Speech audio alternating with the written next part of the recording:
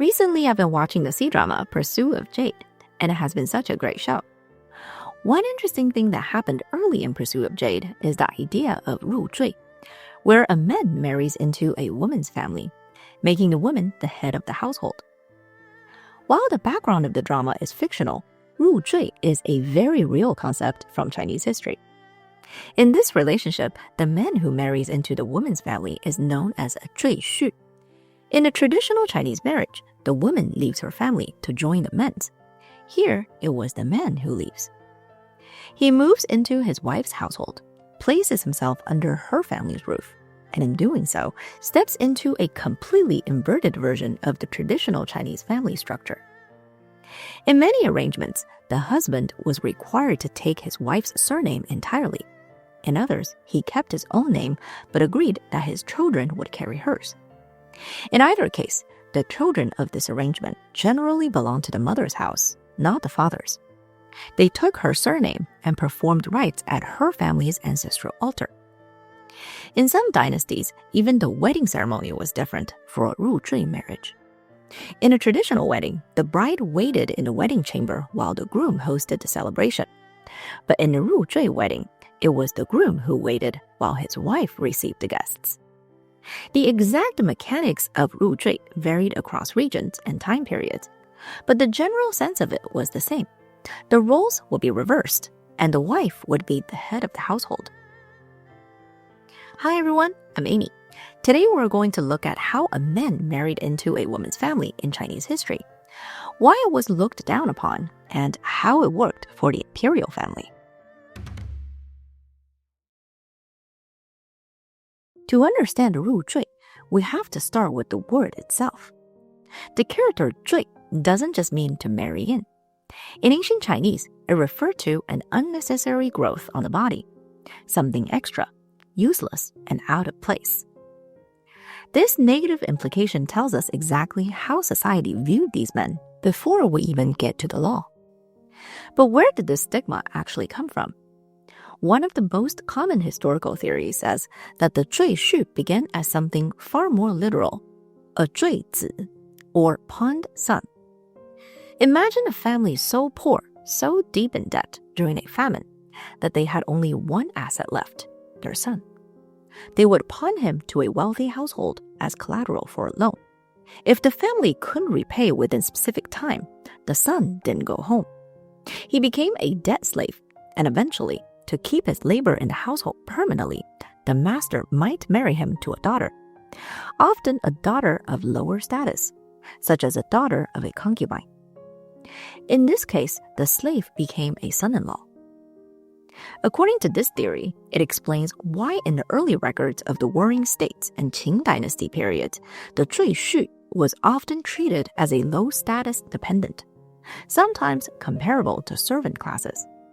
According to texts from the Han Dynasty and later Chinese folklore, Jiang Ziya, the great strategist who helped found Zhou Dynasty, is described as an outcast husband.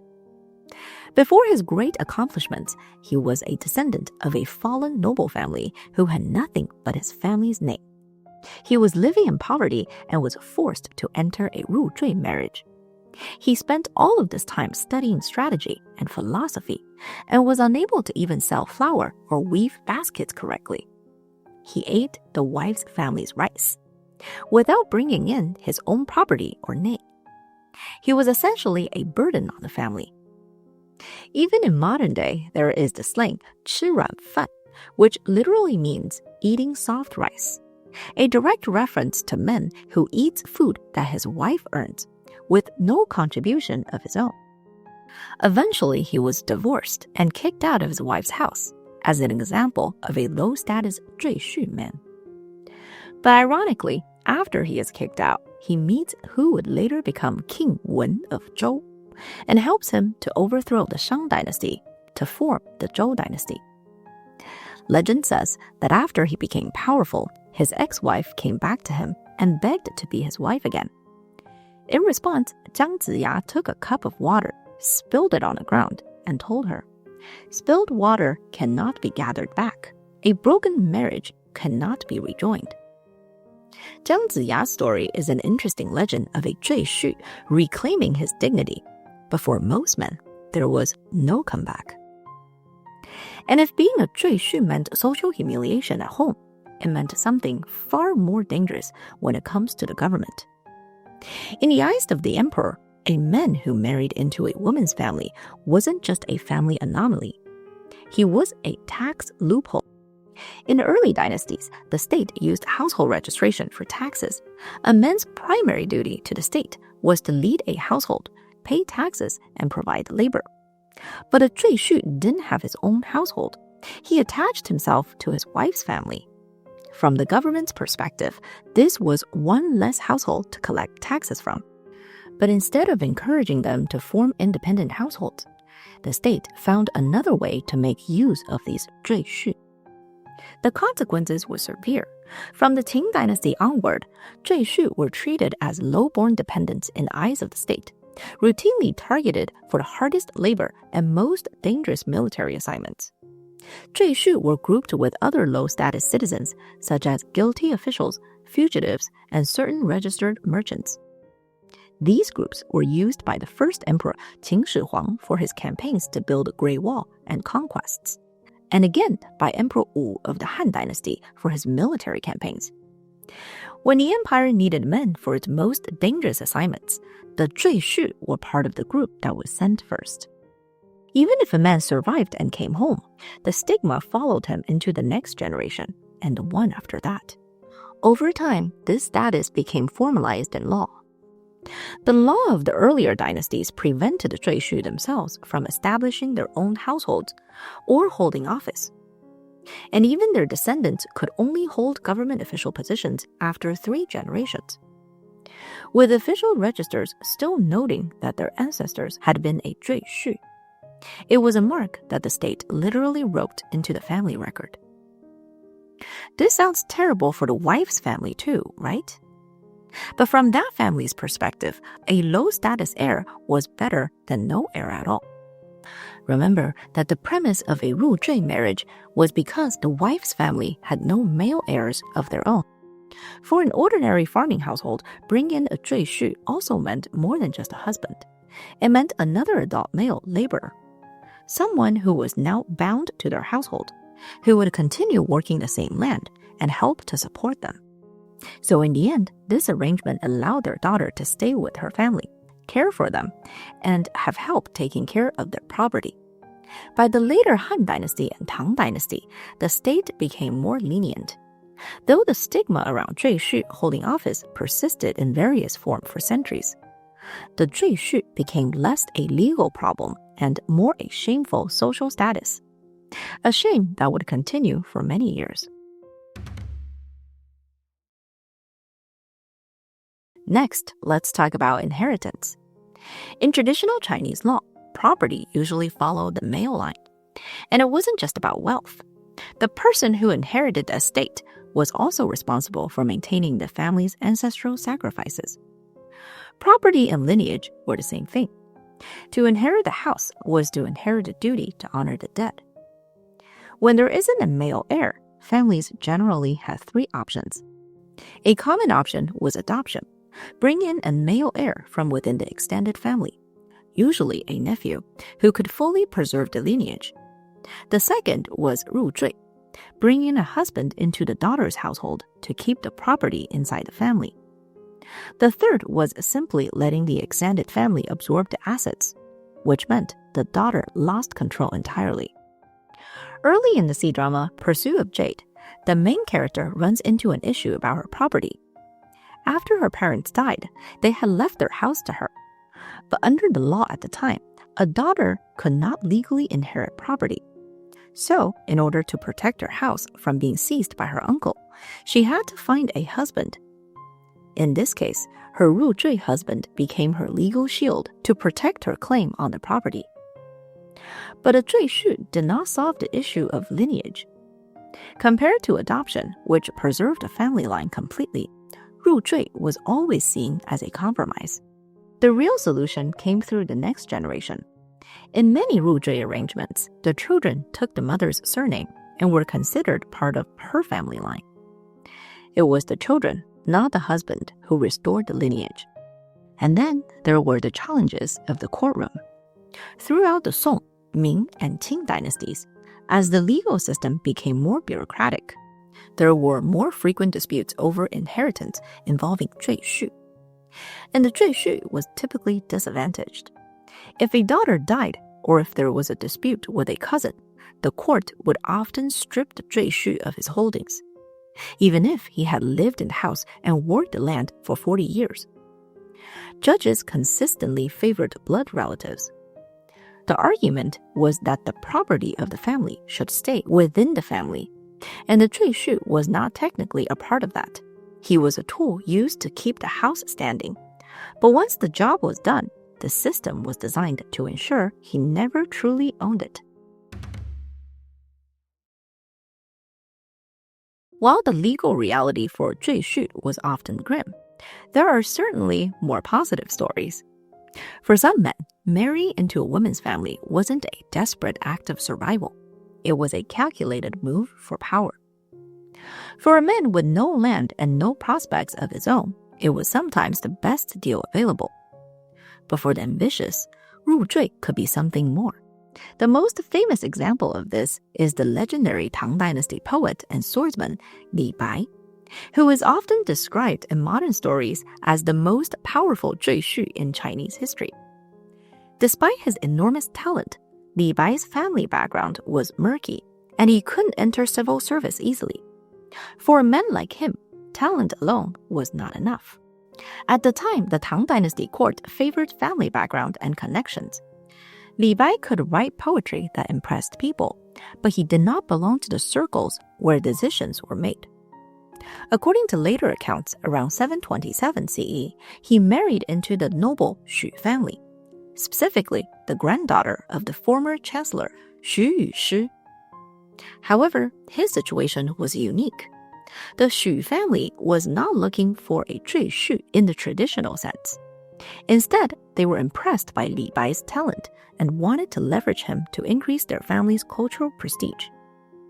They didn't even need his children, and when he had 2 children with Lady Xu, they were allowed to keep the Li surname. They just wanted the glory of his poetry. So instead of a typical Zhuixu, Li Bai became more of a resident son-in-law. It is said that he spent the next 10 years or so reading and learning from the Xu family's massive private library and practicing his swordplay. It gave him the gentleman scholar polish he lacked. When his wife passed away a few years later, the Xu family let him leave, and he took his children with him. Now, that is already fascinating. But wait, there is more. Years later, Li Bai had served some time as an official in the imperial court and had become somewhat of a celebrity. But unfortunately, he wasn't hired as a political advisor as he had imagined. Instead, his job was to write beautiful poems on command to praise the palace or the emperor's favorite consort, the beautiful Yang Guifei. During his time at the imperial court, he was constantly drunk and was eventually dismissed in disgrace. With nowhere else to go, Li Bai started traveling again. Popular folklore says that on these travels, he won the heart of the granddaughter of another former chancellor, Zhuixu, by writing a poem on a white wall. It is said that she was so moved by the calligraphy that she bought the entire wall to prevent it from being washed away. And so, he married into the noble Zong family, once again as a Zhuixu. Joining the Zong family gave him a place to stay and a powerful shield against his political enemies in the capital. For Li Bai, these marriages were never about settling down. They were more like political alliances. He traded the traditional pride of a household head for a seat at the tables of power, proving that for men with enough talent, the stigma of marrying in was a small price to pay for a shortcut to what he wanted. The incredible stories of Li Bai show us that being a Zhuixu was not always a fall. Sometimes it was a way into land, into stability, or into circle of power that would otherwise be completely closed. And speaking of political alliances, that brings us to another form of ruzhui. when a man married an imperial princess. In this kind of marriage, the man was often referred to as a 驸马, which can be understood as an imperial prince consort. The common Zhuixu married into his wife's family because he had no power, while a 驸马 was usually the opposite. Marriages with an imperial princess were almost always a political alliance with another powerful family, meaning that the man was already someone who was powerful. And while a 驸马 would gain prestige by marrying an imperial princess, it had its own burdens. He would enter the tightly controlled world of the imperial family, where his wife wasn't just his spouse, she was his sovereign, because she held a higher political rank. The domestic rule of a typical ruzhui household were amplified. In many dynasties, the 驸马 had to behave as a subject when addressing his wife in formal settings. And in some cases, he would live in the princess's residence instead of his own. But what's most interesting is the children. The children of the imperial princess usually took the surname of their father and belonged to their father's family instead of the imperial family. The reason is simple. The emperor didn't want these children to have a legal claim to the throne. The exact mechanisms of a 驸马 varied widely throughout the different dynasties and gradually shifted from alliance to restriction. In the Tang dynasty, being a 驸马 was often a sign of immense imperial favor, and the role still carried real political weight. High-ranking noble families, like the Zhang family, frequently married with the imperial family to solidify their power. I talked about an example of this in a previous video when Zhang Sunquan married Princess Xingchen to strengthen the alliance between the two families. By the Song dynasty, the court had already begun pulling back from powerful marriage alliances with noble families, marking a shift toward tighter control that would fully develop in later dynasties. The Ming dynasty took this logic furthest. In the early Ming dynasty, many 驸马 came from the families of founding military heroes and held real command and significant posts. But as the dynasty matured, the emperor grew wary of powerful in-law families accumulating influence near the throne. Later Ming dynasty emperors increasingly chose 驸马 from lower-ranking military families or commoners, granting them generous stipends and high social standing while quietly barring them from real administrative or military power. By the Qing dynasty, the system became even more tightly controlled through the banner structure, with imperial marriages serving as a balancing tool rather than a form of political advancement. In the end, the closer you were to the emperor through marriage, the less independent power you were allowed to have. The story of the Zhuixu is ultimately a story about the intersection of human desperation and the rigid mechanics of property. In a society where land and name were everything, the Zhuixu was a legal anomaly. Whether it was a brilliant strategist like Jiang Ziya being tossed out in his old age, or a poet like Li Bai trading his pride for a chancellor's library, the reality was the same. An interesting contrast to the traditional structures of Chinese history.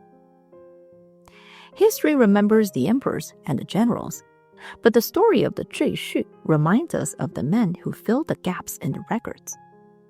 It reminds us that for centuries, the family wasn't just a unit of love, it was a unit of property. And behind every Zhuixu brought in to save a household was a daughter.